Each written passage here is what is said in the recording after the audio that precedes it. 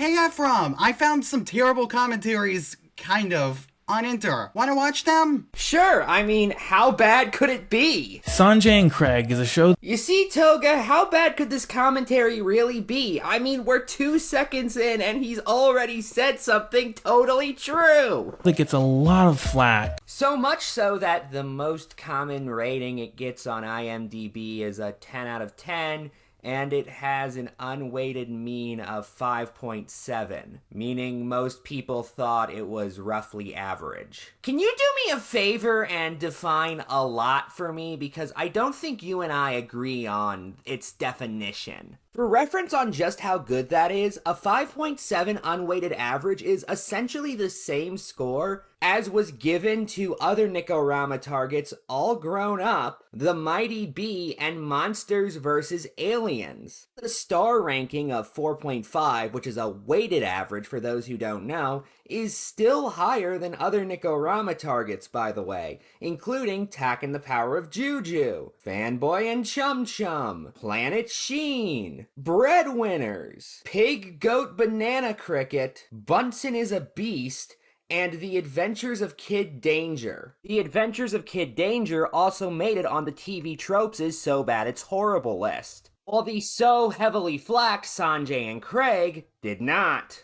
But does anyone truly understand what the cartoon is getting at? To be fair, you need a very high IQ to understand Sanjay and Craig. The humor is extremely subtle. Sanjay crapping himself is extremely subtle. No, really, there is an episode called Old Farts where Sanjay tries to pass as a senior citizen so he can buy adult diapers. Totally Spies was more subtle with the writer's weird interests. And no, I am not kidding. I'm Benzie Johnson Jr., I'm enthusiastic about television, and one of the things I'll defend to the death is Nickelodeon series of the mid-2010s. There was just something special about the way Nickelodeon did things between, roughly 2012 and 2016 or so. There was just a perfect blend of elements in many of the network's originals at the time that was just really creative, really distinctive, and overall, just really fun. Well, we've lost that feeling, among other things. In the scorched earth that heralded in the transitional period of the Brian Robbins era, we can still fondly reminisce about some of the really good days in Nick's recent history. One of the shows that really powered the era, and is therefore really close to my heart, is Sanjay and Craig, probably one of the most interesting, surreal, and unique cartoons to come out in a long while. Oh, that's how we're going to be starting things. Good to know that this video isn't coming from a place of bias. Like, I'm not going to say that a video lives and dies based on the biases behind it. You can be biased and still be correct. But given how I actually paid attention to Nikorama and saw how much disdain Enter had for this era of Nickelodeon, this really feels like you're mad because Enter hates something you like. Not helped by your title where you say that Enter did the show dirty. In the thumbnail of your other Nikorama video, where he said that he ignored Breadwinner's greatness. Also, let's talk about your description of the show as unique. And we'll continue using Old Farts as a jumping off point. Now, admittedly, there was one idea in the episode that I thought was kind of funny, and that's when Sanjay and Craig get on a bus filled with old people, and then they see their neighbor, Newman, on there. They annoy him, and once he gets off, the bus turns into this giant party. I know some of you are wondering, if the joke is funny, why am I mentioning it? And the answer is because I then realized it's the exact same joke that was told in the White Like Me sketch from Saturday Night Live 30 years beforehand. The only notable difference being, instead of it being old people who are doing this, it's white people.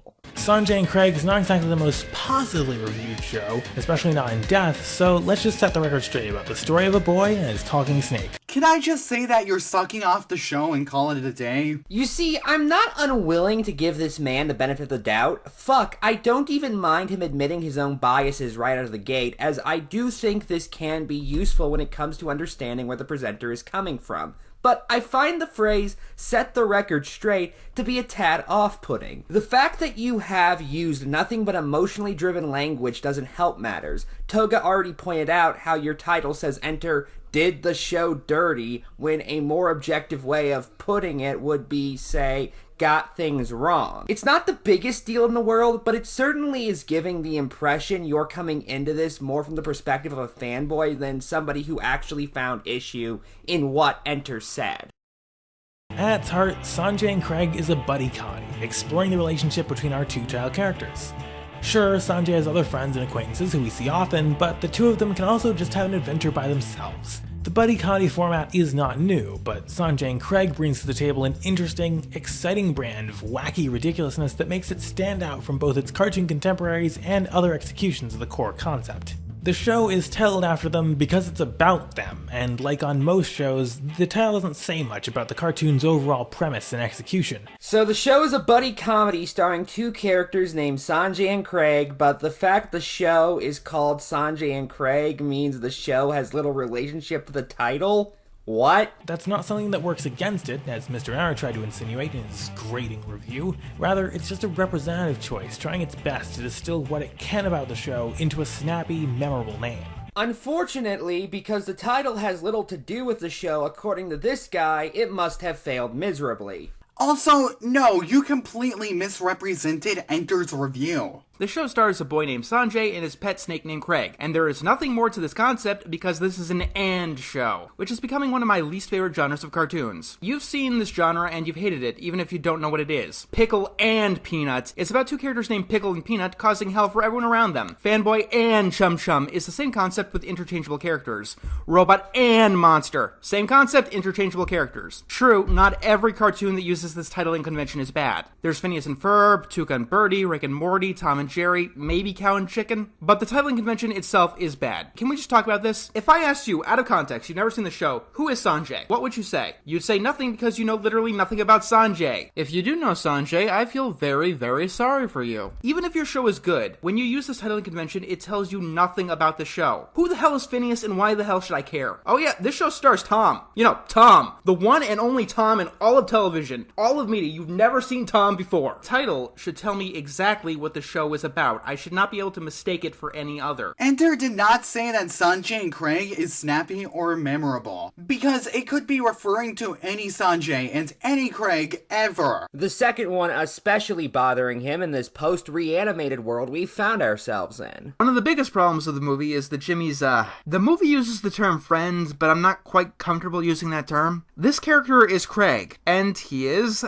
the worst. I thought that Milo was the worst, but no. Craig is such a bad, awfully written character, and such a mean-spirited person that I can never hear the name Craig without going into an uncontrollable rage ever again. You better change the name of that. It's far too soon for Cartoon Network to ever have another Craig on the network. One of my favorite Cartoon Network shows is Clarence, but because the title is literally just Clarence, I constantly have to refer to it as Cartoon Network's Clarence, because that title could be referring to Clarence Thomas, for example, and the Clarence in Clarence is actually a decent person. That was a good political joke. I'm proud of you. And this is the problem with not actually playing out the video's contents, because then you have a very good chance of misrepresenting the video itself. Seriously, you could have downloaded Enter's video and played out his arguments, so then your audience knows what you're responding to. And I do agree talking about the title is pedantic, but that doesn't make your argument any better, unfortunately.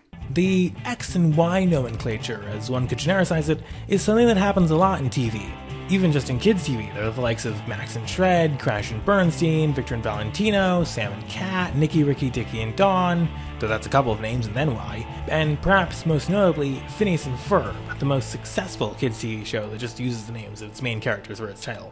Even though Enter already said that the title convention was common in his video! So you are just telling him something that he already knows. Also, Nicky, Ricky, Dickie, and Dawn is a bad example because the show is fundamentally about quadruplets. The example doesn't work because Enter hates the X and Y title convention, like Tom and Jerry, for example. Crash and Bernstein is also a bad example because it's a pun on the phrase crash and burn. Something the theme song even plays with, I should note, given the main chorus is Crash going crash and burn before White Bernstein says Steen, indicating that it is combining a common phrase and the names of the main characters. Crash and burn, Sting. Crash and burn, Sting. Crash and burn, Sting. What he said, crash and burn, Sting. Crash and burn, Sting. Crash and burn. Crash and burn, Sting. Crash and burn, Sting. Crash and burn. What he said. So it's It's not just the characters' names, and it tells you that the show will be hip and extreme. Unrelated, but Crash and Bernstein is one of the most pandering shows I have ever seen. And I think I last watched it when I was like 11 years old, and could still see how it was pandering. It is the rocket power of the 2010s. Or at least it would be if Wild Grinders didn't exist. Remember that show? Hey, when a dog's gotta go, What the hell? You could talk? Go. I should also note that even if Enter wasn't aware of this fact, like you implied, and your comparisons actually made any sense, and I want to be very clear, neither of those are the case, this still wouldn't dispute his point that this is a bad naming scheme. All it would prove is that this naming scheme, which he views as bad, is common. But that doesn't inherently make it good, begging the question of what's the point of this argument in the first place? And that's not mentioning shows where the names are just a major part of the title, like The Sweet Life of Zack and Cody or The Grim Adventures of Billy and Mandy. You see, this point falls apart because both of those titles do tell you more about the show than just what the main characters' names are. The Sweet Life of Zack and Cody, for example, is called that because the two main characters live in a hotel where their mother works. Also, Sweet Life is a pun on the phrase sweet life, as in S-W-E-E-T. Like the aforementioned Crash and Bernstein example, this is something that was actually played with in the show's theme song, which contained lyrics like, Yes, we have a sweet life most of the time. and This is the sweet life. We've got a sweet life. The Grim Adventures of Billy and Mandy is called that not just because another one of the main characters is the Grim Reaper, but also to set the tone that the show is dark. Hence its use of the word grim, which also means, well, dark. A show's title says nothing as to how good that show is. Only the show's creative execution can speak for that. When did Enter say the show was bad because the title is bad? What are you talking about? Enter even specifically acknowledges that shows he likes have this naming convention, one of which, Phineas and Ferb, he gave an admirable animation review to. In between the Squirrel Boys and the Spaceballs the Animated Series, we got this very, very strange show. Strange because it was actually good. And because of this blip of quality, I can imagine that the show was a lot of people's childhoods when it came to television animation. Fun fact, back when it was running, this was one of my most requested shows to review, so sorry for the delay. It's a very good show.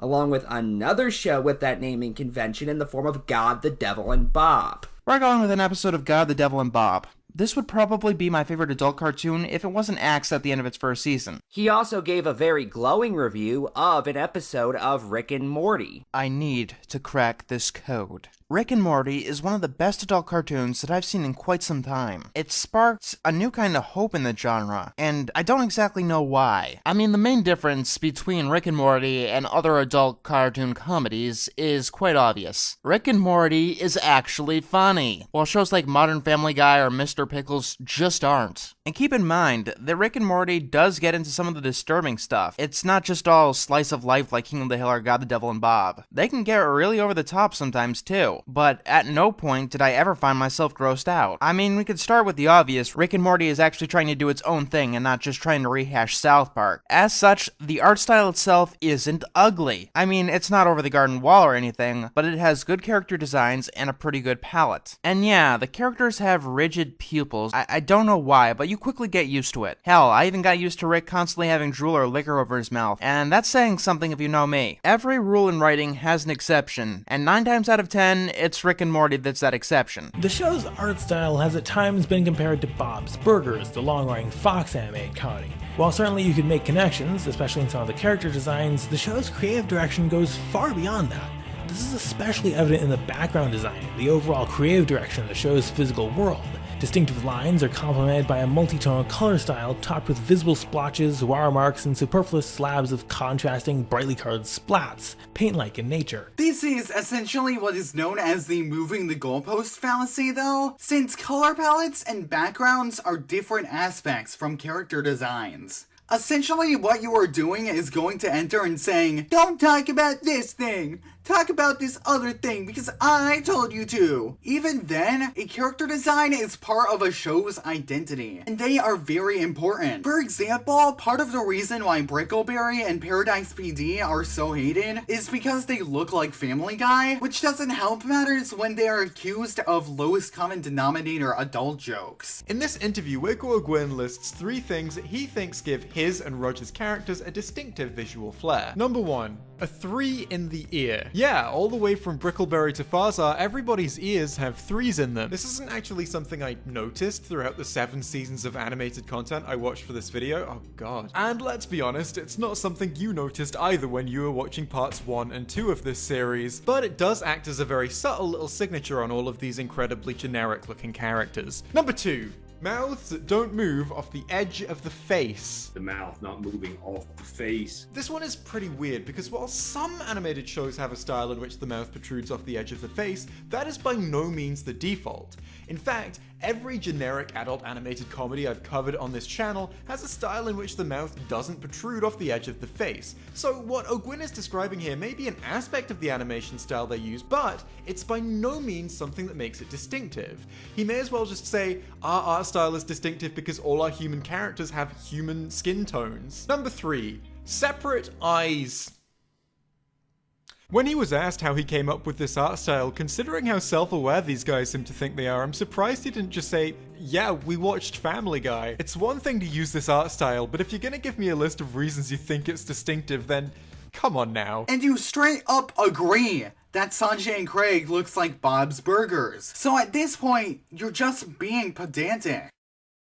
A criticism of Sanjay and Craig from those who didn't really watch a lot of the show, as well as Enter in his video on it, is that the show is somehow reliant on gross-out humor and has no other tricks up its sleeve. I like your use of somehow reliant as a way to dismiss Enter's point right off the bat before you even address it. Oh, I'm sorry, did I say love? I meant hate. This video is terrible. Yeah, because it's not like the show doesn't have episodes like Unbarfable, Fart Baby, and Old Farts, which merely have gross out as a suggestion. Unbarfable being an episode that Enter not only mentions, but talks about extensively in this review, by the way. However, the episode Unbarfable, which I didn't watch back then, is just about the worst thing that I've ever seen. No, I am not exaggerating. I would not be surprised if I found that episode on Ren and Stimpy's Adult Party cartoon. I was not able to sit through that 11-minute cartoon episode in one sitting. This is something I cannot say about even the worst episodes of any other Nicktoon so far. No one wants to watch a character eating a stepped-on sandwich on the floor, Sanjay mentioning that he stepped in dog shit before he stepped on the sandwich, and then the character finishing said sandwich, followed up by another character slobbering with a dog who has a face that looks like an ass. By using a word like somehow,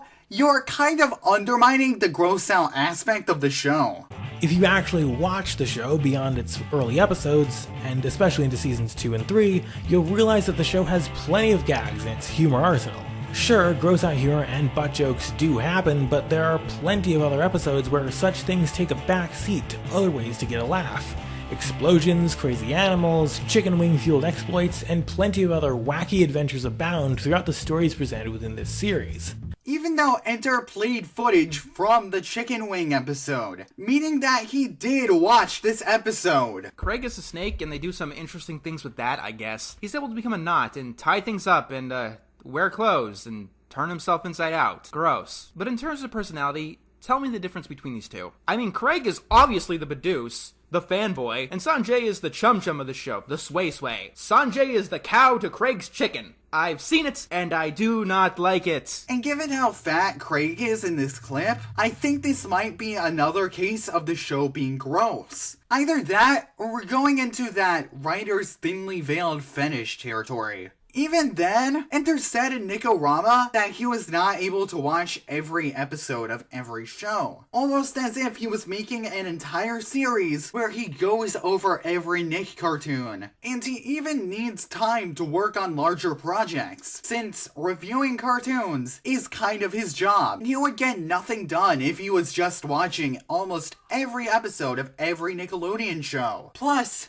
People watch TV for enjoyment. Of course, they are bound to drop something when they are not enjoying it. That is just human nature. And given how much disdain he had towards episodes like Unbarfable, why should he continue? There is no guarantee that he may like the show after that. You could say that the show gets good, but realistically, how would you know that Enter agrees? Also, can we get some more concrete examples of what these gags actually are like? This is something you do a few different times and it honestly gets on my nerves. You just vaguely gesture to something that proves Enter wrong. Promise us it's out there seriously for real, but then don't actually explain where we can find it. Wouldn't it have made more sense to show these clips or at least give us a better understanding of which episodes contain them? Another weird take Enter made in his video is that somehow the show is overly occupied with chasing trends. What? Yeah, what is my reaction as well? Because I watched Enter's review, and he never makes this claim. Unless you have a clip from Enter's video to prove it, but you obviously don't. What does that even mean? How would that even work?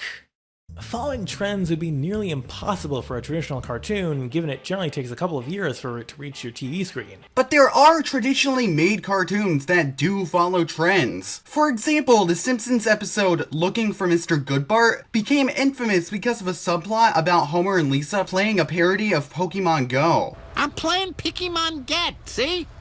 That's a wild rotata. Or the infamous usage of memes in Powerpuff Girls 2016. If you need someone to sing so bad, you do it! No me gusta! Or the duck lip selfie moment in the Fairly Odd Parents. Selfie! Duck lips!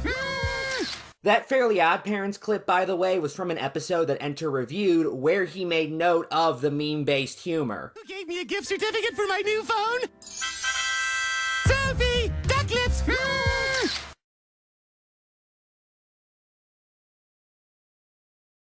Why do cartoons trying to be popular and hip now keep using this meme thing from 2013? With them old people! Duck lips!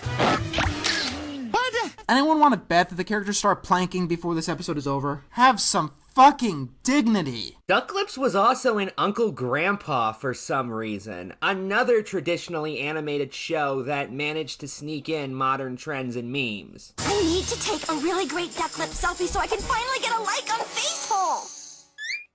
Just look around you. You see these posters? These are the most beautiful, popular people in the world. And you know what they all have in common? I'll tell you, it's the lips. So plump, so perfect. Duck lips are like this. You just squeeze them together. I can't do that. My lips totally fail. They're so thin that they're practically transparent.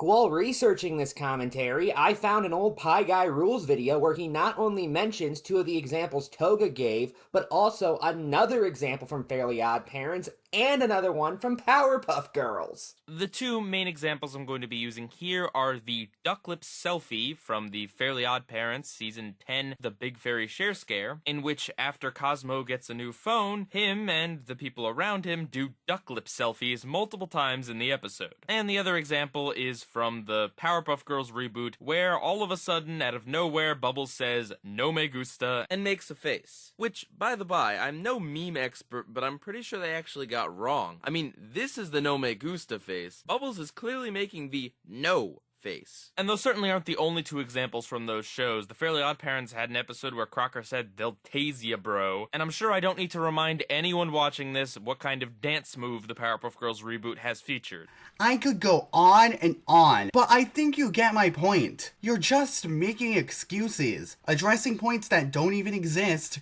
you know, strawmanning, and contradicting yourself all in one. And yes, I will be getting to contradicting himself very shortly. This is especially true given the ever-accelerating pace of the internet and meme culture. Shows that try too hard to be hip and with it. I used to be with it, but then they changed what it was. Now what I'm with isn't it, and what's it seems weird and scary to me. It'll happen to you. Tend to come off as overly forced and blatantly pandering.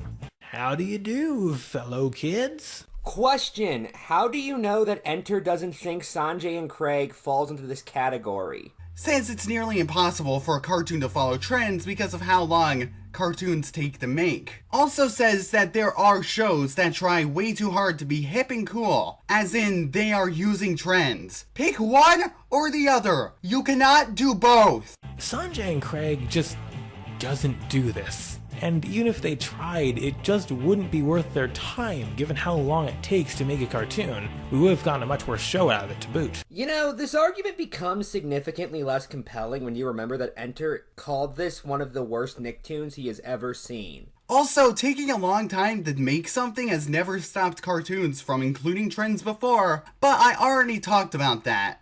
Instead, Sanjay and Craig tries to make their own memorable moments, which they do very well. To some extent, cartoons will always be a product of their time, artistically, narratively, stylistically, or otherwise. What makes a show timeless is not the absence of elements which may hint at or reflect on how things were, but rather how well the show succeeds in its creative execution, and how that execution is received. The Powerpuff Girls, Dexter's Laboratory, Phineas and Ferb, or any of the series which cartoon enthusiasts laud would not be the legends they are if it weren't for a good execution of their premises and their viewers remembering them positively in death. So basically, they're well liked because people think they're good. Fascinating. A show about a boy genius in a lab and his meddling sister? That'll never catch on. A show about two boys building crazy projects? That's ridiculous. A show about a sponge living in the ocean? That doesn't even make sense. This is the cartoon version of the race car on a train thought experiment. There's never a dull moment on Sanjay and Craig, both in its storytelling and its creativity.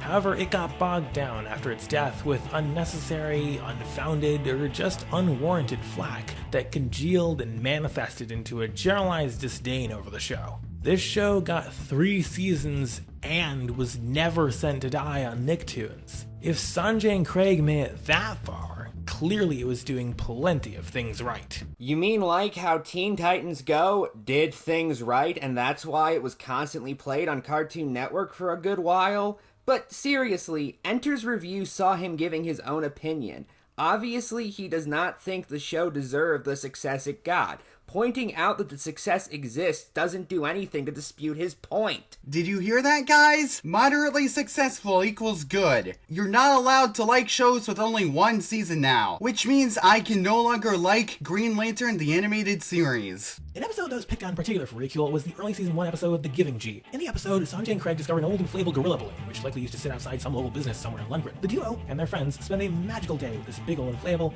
only to find that the next day, the ape found his way to the backyard of the Dixons, and they're not keen on giving it back. When the monkey's on the move again, cue a wild and ultimately deadly goose chase that, in a weird way, brings everyone together. The execution of this episode is a little weird, and right at the wheel, I'd probably try and stretch this out a bit and make it mean a little more. But some of our glaring pacing errors can be rectified with a little context. The Dixons are not exactly the greatest or most cooperative neighbors when it comes to Sanjay and Craig and friends, and that's established pretty early, which helps this make more sense. Even as it stands, The Giving G serves well as an emotional episode. It's also pretty in line with the show's general premise as a conduit for all things wacky. It's a crazy adventure where really anything could happen. Certainly a tearjerker is not something that's in the wheelhouse of a lot of episodic cartoons, or even much of kids' TV in general, given the overall shift to comedy over the past number of years. But props must be given where they're due to Sanjay and Craig for taking on such a challenge and making 11 minutes feel meaningful.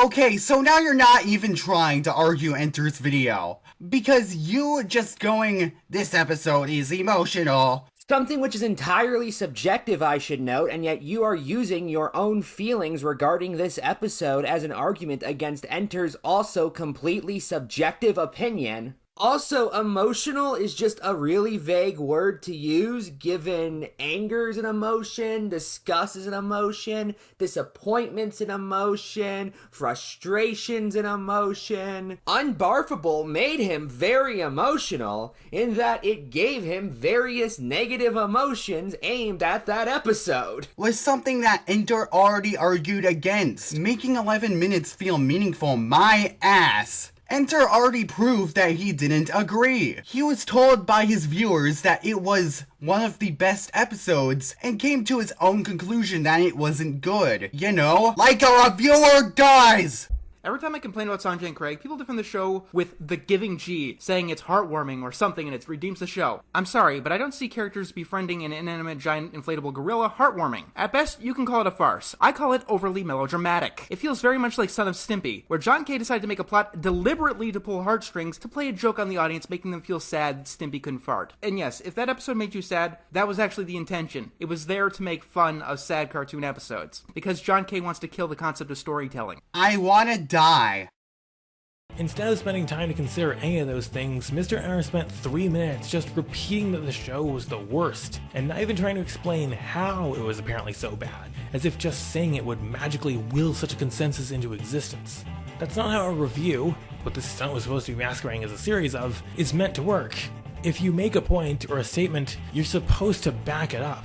Even though you already acknowledged how he backed up his reasons for hating the show in this video. Also, yeah, you should back up points you make with evidence. Hence why so many of the arguments made in this video fall apart. If you hate this show because you came in with a bias about it and were never planning on giving Sanjay and Craig a chance to prove itself in the first place, just say that from the get-go.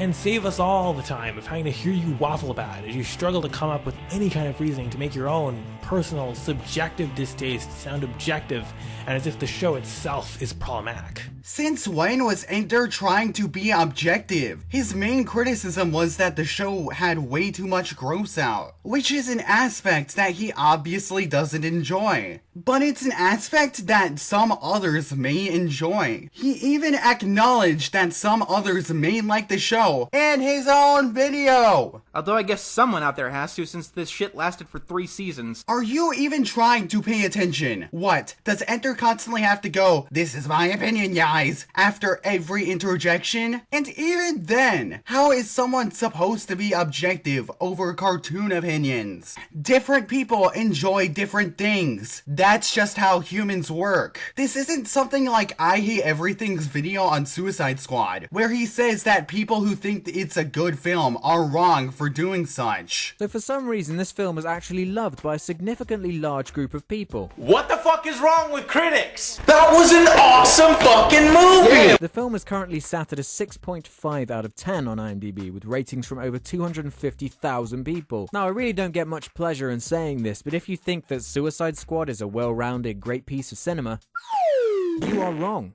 You are very wrong. Actually, I did derive a lot of pleasure in saying that. This is just Enter giving his thoughts on a specific show. Also, I can't help but notice that he said Enter went into the show wanting to hate it, and as a longtime fan of Enter's, I can confirm this is not only something he would never do, but is also totally contradictory to his philosophy as a reviewer. The pleasure of enjoying something far surpasses the pleasure of critiquing it. That is the philosophy that I built myself on. Do you think that I like giving any episode a failing grade? No, I'd love to enjoy Power Ponies or Ghostbusters. Anyway, now on to the second video, which is about breadwinners. There's a lot that's been said about breadwinners, but surprisingly, there's been very little said about how good the show actually is.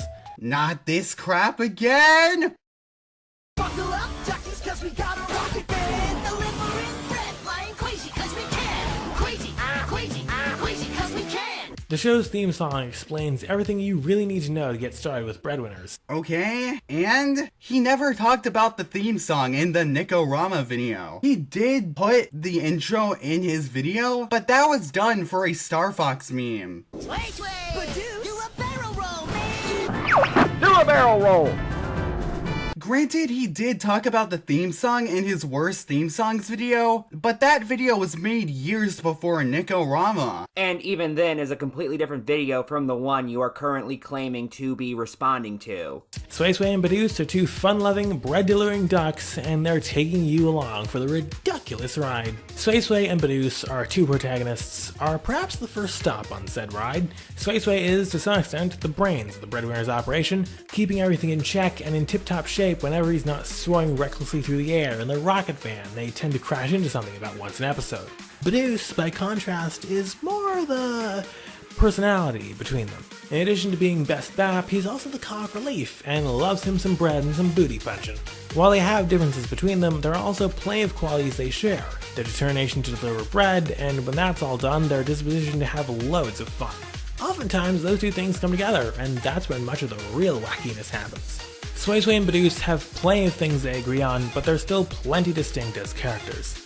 I think you're saying all this because Enter claimed that the two characters have the same personality? The main characters are completely indistinguishable from each other. Two idiots making trouble for everyone around them. But this is yet another part in the video where actually playing the clips from Enter's video would have been beneficial. Because if I didn't see Enter's video, I would just be plain confused. Thinking to myself, why is Benzie mentioning this? Shouldn't he be responding to a point that Enter makes? Among the complaints that are brought up in this video on Breadwinners is that their names are dumb. Really? As you'll soon see, that's kind of the point. Breadwinners is a buddy comedy, and it's a particularly zany one at that. But the premise of ducks delivering bread is not what makes this show great. It's how they execute on that premise that really sells this show. Every piece of this show, from world building to plot structure, is made to amp up the quasi, ridiculous attitude that sparkles through every facet of this cartoon. From all the special types of bread, to the vicious pond monsters and occasional foes Breadwinners face, to the catchy catchphrases and musical tendencies, the show delivers wild and wacky adventures, and the potential for them, through exposition and the development of an assortment of side characters, in spades. How the show approaches its episodes and execution is something that really should be more appreciated. Breadwinners could have easily been a more formulaic show, but to the benefit of the show overall, it thankfully isn't. Frequently, Breadwinners goes above and beyond just the tasks of delivering bread and home life with the Baps to really use bread delivery, and Sway and Badooz as an exploration of the whole world of Pangea, running a full gamut of adventures that may only have a tenuous connection to the main premise, but are exciting stories nonetheless. So, are you going to actually respond to Enter anytime soon? Because as of right now, it seems more like you're just giving the show itself a positive review as opposed to actually debunking things Enter said about it. Whether it's tackling the tunnel of fear, fighting an overgrown pile of dirty dishes, or infiltrating an underground fighting ring, yes, that happens, there is truly no end to the insane possibilities of what could happen in the day-to-day lives of Sway and Badooz. While it may not be packing in emotional or cultural impact, it's not exactly trying to gun for the influence of a Steven Universe in the first place, something I think that a lot of Kid TV commentators hold shows up to when it's not really warranted. Despite how a lot of cartoon critics, including Mr.Enter himself, enjoy sillier shows, and therefore wouldn't really criticize Breadwinners for not being the next Steven Universe. But okay then! Fuck, just going through Nick-O-Rama, I could find him praising the famously zany Ren and Stimpy. I would definitely recommend looking at Ren and Stimpy if you're interested in animation history alone, but if you want a simple laugh, a good episode of Ren and Stimpy can easily bring you there. Albeit while acknowledging that its pure comedy route isn't for him. I guess the obvious question on your mind might be is, do I like Ren and Stimpy? I'll have to admit that Ren and Stimpy is one of those shows that I respect a lot more than I like. I don't often go out of my way to watch Ren and Stimpy for personal viewing pleasure, unless I have to watch it for things like my Halloween special way back when, or the Cans Without Labels review. And I don't mind it as much as you think I might, because it doesn't have as much gross out as you might think. It's definitely there, and it can be distracting, but it's not like every single crevice is filled with gross out. I don't really enjoy watching Ren and Stimpy because I like watching shows that focus more on their stories. Pure comedies don't really do much for me, and Ren and Stimpy barely ever touches on plots, even less so than other shows that focus mostly on their comedy, like say SpongeBob or Fanboy and Chum Chum. And said that he loved the off-the-wall nature of Cat Scratch. I have no idea what I just watched, but I know that it was amazing. I remember watching the show a couple of times when I was a kid, but I did not remember it being this good and this funny. And this show is really good and it's really funny, but it is the kind of funny that you gotta be prepared for. Cat Scratch takes us back to the early Nicktoons, like Ren and Stimpy and Rocko's Modern Life. Oh, the show has a plot alright, but reality is more or less a suggestion in Cat Scratch. Every episode that I watched kept me laughing all the way through. It may have been the bizarre premises, or the strange plots, the endearing characters, or just the fast-paced humor, or a combination of all of them. And yeah, this show is fast. You get new joke after new joke. It's never plotting, and something new is always happening. The kind of energy in the show is astounding. I would have to say that so far, this is the most underrated Nicktoon of them all. I don't see myself getting another surprise like this for the remainder of the series. Like, this is one of the few shows that I would legitimately like to see it come back in the modern day with new episodes. Among the more ridiculous accusations, no, I'm not making the pun this time, that Aaron made in his review is that somehow Breadwinners lacks an art style. I mean, have you seen even 1 second of Breadwinners? Okay, maybe not the first couple seconds of the theme song, but have you seen 1 second of an episode of Breadwinners? I don't think we'll see a more thoroughly, heavily stylized show than Breadwinners anywhere on Kids TV for a while. Much of the show's art style takes its inspiration from the aesthetic of video games, and to that aim, many parts of the show, such as graphics, backgrounds, and settings, are rendered in a pixelated style. No the heck it is not. You show one part of Breadwinners that is pixelated, you know, for a split second, but something pixelated in a cartoon would more so be characters like Ocho and Moonchild Cornet in The Amazing World of Gumball, or Rumble McSkirmish in Gravity Falls. Breadwinners is a cartoon that's done in Flash, and you probably wouldn't even know that the show contains a lot of video game references if you only saw the characters in select stills, as in most of the show. With the Gumball and Gravity Falls characters I used as stills, you can tell that they are retro video game references simply by looking at their designs. Ocho is a clear homage to Space Invaders, for example. Rumble McSkirmish is based on Street Fighter. For another example, Dash Dingo in The Simpsons is another character who intentionally has low frame rate and is missing frames like the Breadwinners, and is also pixelated, unlike the Breadwinners, so he actually looks like a retro video game. Foolish Dingo, you must find and devour the 7 crystal babies, or spend eternity trapped in deep didgeridoo! You can see their inspiration through their designs alone, which isn't really something you can say for Breadwinners. In fact, the fact that the show isn't pixelated was one of Enter's critiques towards the art direction. This show goes with a lot of video game references. You hear video game sound effects a lot. Even in the intro, they say to do a barrel roll. It really clashes with the show's style because the show doesn't have a style. What you'll notice if you look deeper into it is the actual frame rate of the show is terrible. The characters kind of move like characters did in retro video games from pose to pose, very jarringly, but because these characters are clearly not pixelated, it looks terrible. Like the show wasn't even finished. But the show goes one further, not only pixelating many elements, but additionally drawing scenes in a largely lineless, bright yet soft art style. What the fuck does that even mean? With uneven lines, edges, and shapes that look like they were drawn freehand. The show goes even further in uniquely stylizing itself through its relatively subtle use of multiple artistic style mediums. Within the show, many of the unimportant duck denizens the Breadwinners make their deliveries to are represented by simplistic duck designs using realistic textures for things like the feathers and beaks. Of course, they could have just animated the extra ducks, and some of the more extreme or plot important cases they do, but I appreciate that they decided to challenge themselves and expectations for modern animation and create these textured ducks. The fact that they don't stick out within the rest of the art style is another bonus and shows the thought that went into their design. Yeah, and Mr. Enter acknowledged that and said that he still doesn't like it. And I could see why they like to throw in photoshopped images of ducks and bread, because they can't draw ducks or bread. I get that it's some kind of stylistic thing, but it just crashes and burns. He straight up acknowledges that the use of photoshopped ducks is a unique stylistic thing, and he still dislikes it because the stylistic choices are not above criticism. Plus, he had more reasons to think that the creators couldn't draw ducks than just they use Photoshop images. He specifically said that I'm sorry, I have Batman Beyond on the mind. He said that Sway Sway and Badooz don't look like ducks, and that would be a reason for saying that the creators cannot draw ducks. Is Enter going to argue that on The Amazing World of Gumball, their use of live-action foes is an admission that that show can't draw houses or schools or really just about anything besides the characters? Well, Gumball has more mixed media than Breadwinners, and also there is more of an attempt to blend Gumball's characters in with the live-action backgrounds, through shading and the characters' reflections in the floors, for example. Plus, in Gumball, the live-action photos are mainly confined to the backgrounds, with only some characters being live-action, like Sussy, for example, and even then, she's one of the more divisive characters on the show, because some viewers think that she's creepy. I bet $100 he wouldn't, though that assumes he's being rational about it. That joke doesn't make any sense. He wouldn't say that unless he's being irrational. You say in a video where you argue his review of Breadwinners is irrational. I'm so confused. Why dump hate on Breadwinners for a style other shows are doing more aggressively to no complaint?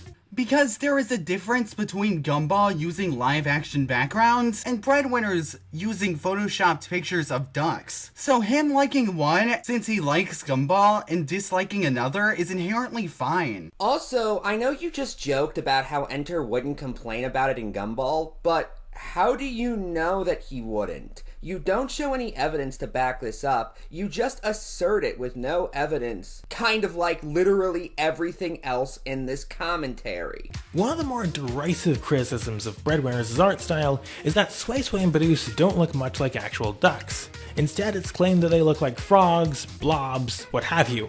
Again, it's just a stylistic choice in the art style. Because expecting a show to star ducks that look like ducks is ludicrous. So much of this video is just excuse after excuse, and I am getting sick of it. Granted, it's a stylistic choice is not always a terrible argument. It's my argument towards people who demand realism in art, for example. But like, wanting a show that stars ducks to have them look like ducks shouldn't be unreasonable. Even if that's not good enough an explanation for you, there are other water animals drawn differently throughout the show that rule out the idea that Sway Sway and Badoosh are drawn like things that aren't ducks. So, because other aquatic animals are shown in this cartoon, this proves the main characters look like ducks?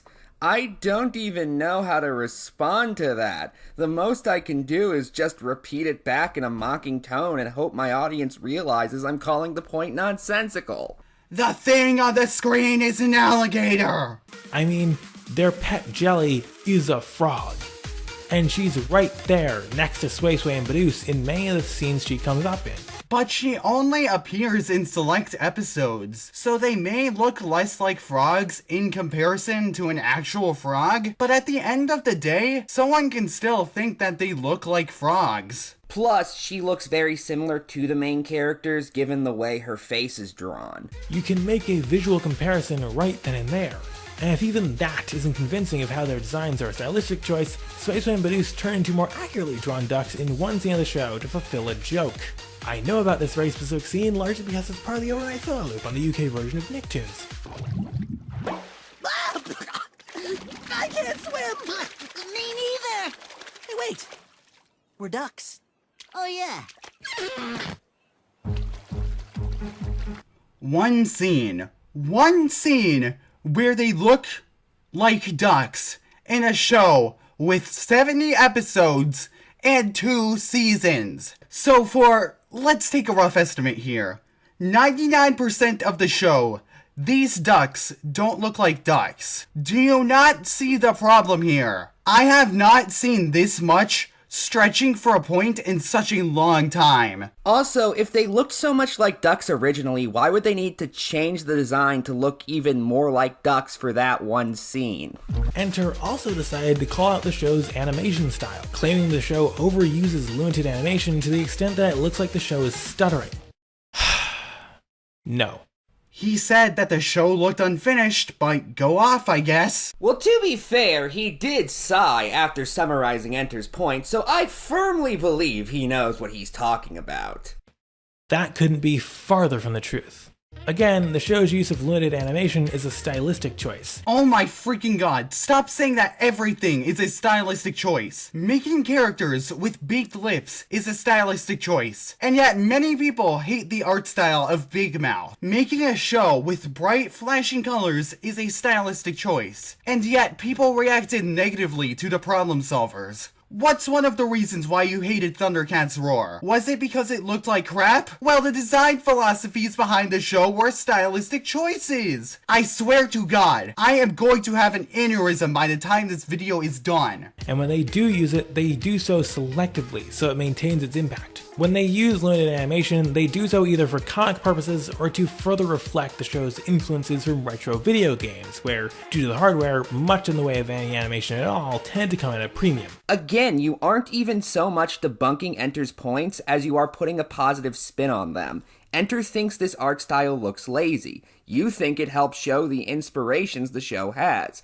That doesn't make Enter wrong though, even if you're right. Off-base remarks like this just go to show further how little Enter really understood this show in attempting to review it, and ignoring the painstaking and highly evident attention to detail that went into crafting the Breadwinner's aesthetic and tonal style.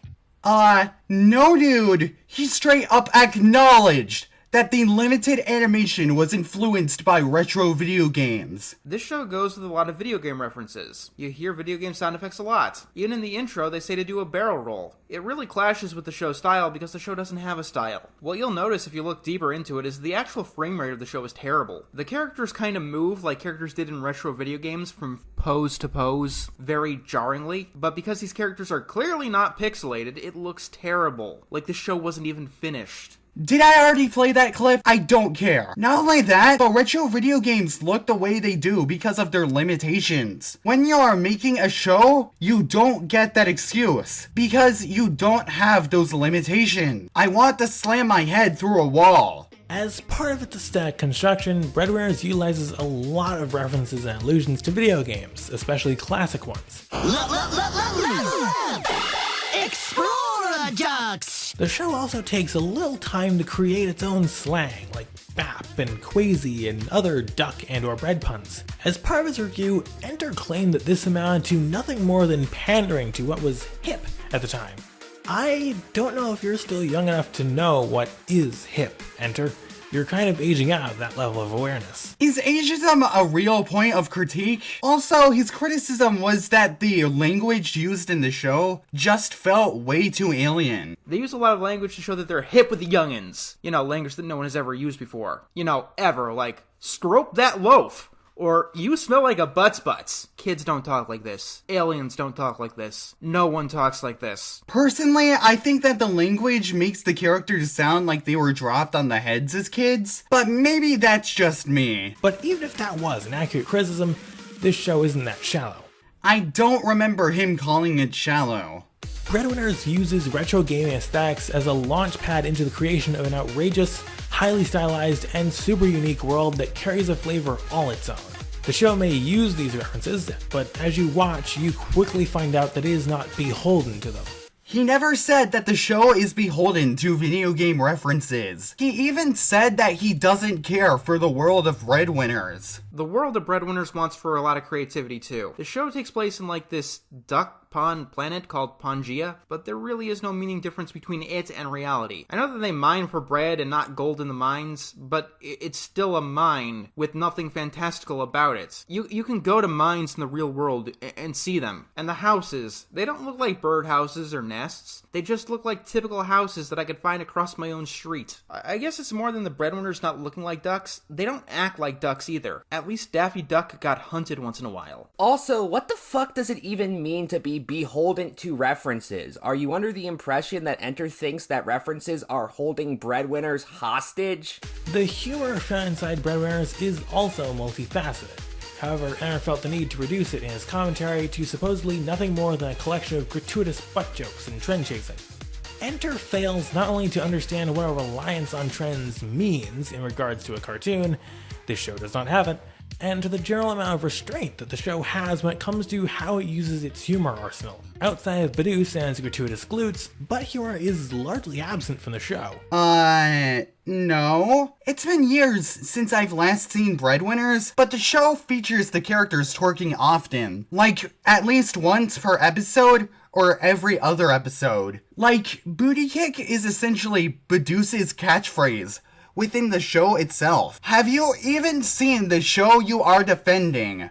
Even then, the show doesn't have to rely on Badooz's booty anyway, he says, as he plays a clip of Badooz farting, as the show creates and uses plenty of other means to get laughs out of the audience. Oh my god!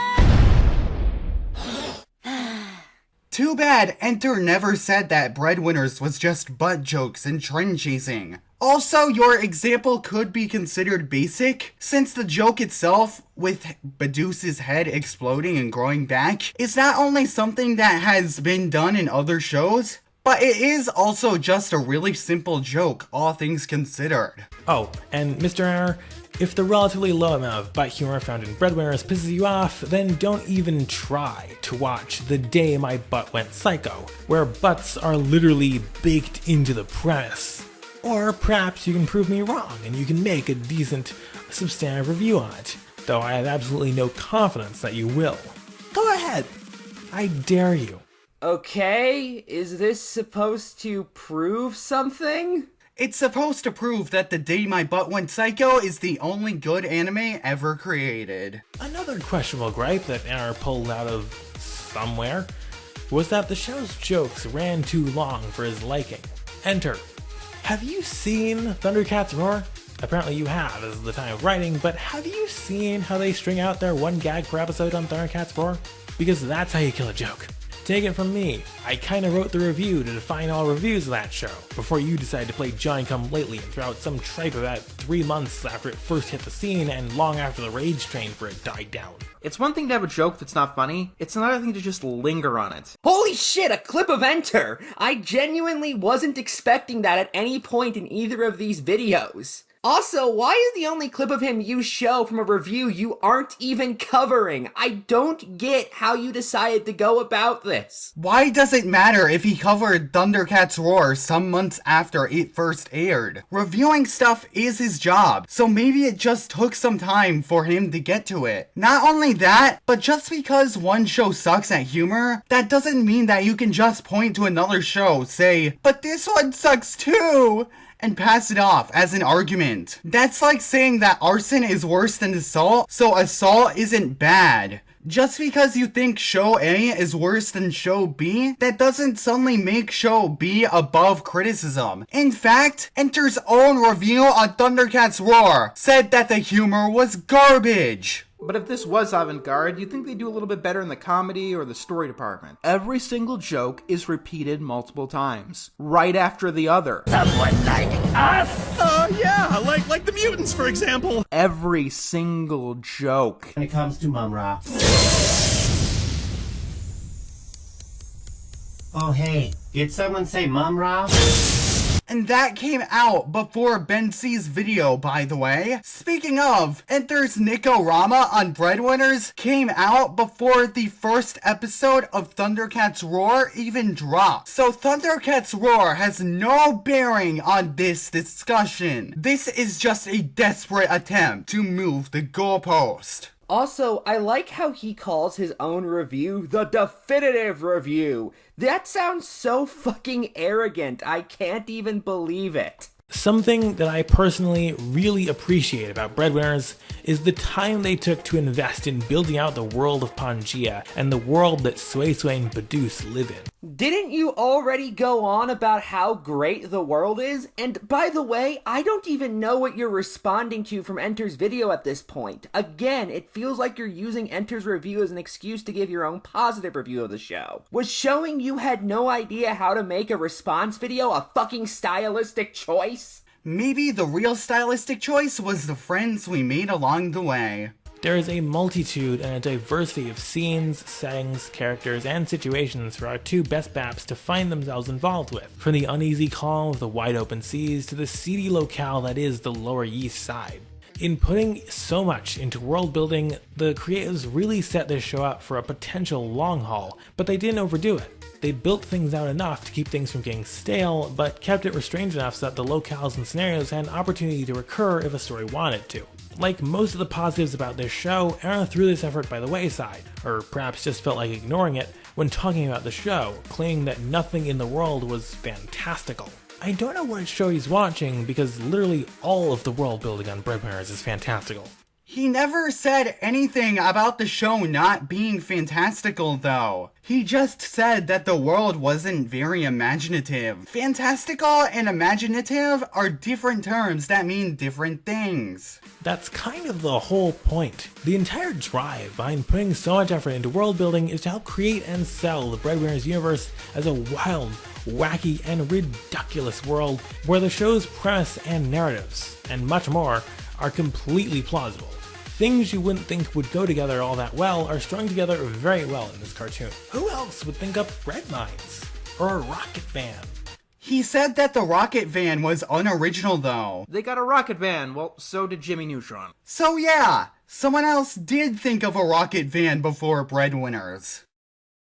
A running theme throughout Enter's lengthy glance at Breadwinners was complaints about the show and its relation to realism. Perhaps it was most encapsulated in his need to offer a reminder of the fact that in real life, ducks don't actually eat bread. No dude. Enter straight up says the fact that real ducks can't eat bread is not something worth complaining about. Some people like to complain that the show is about ducks delivering bread. If you don't know this, ducks cannot eat bread. If you give them bread, they will most likely choke to death.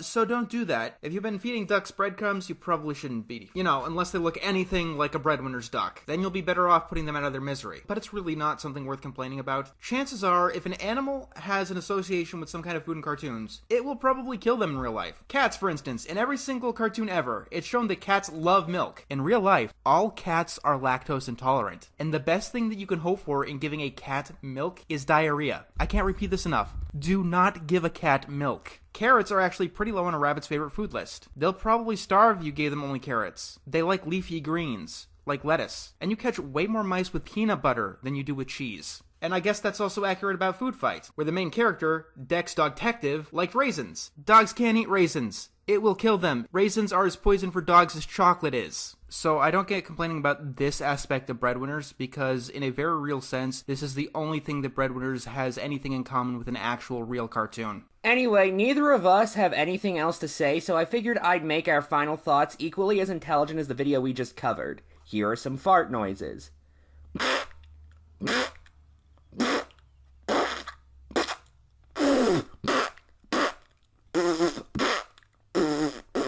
Good night, and good luck.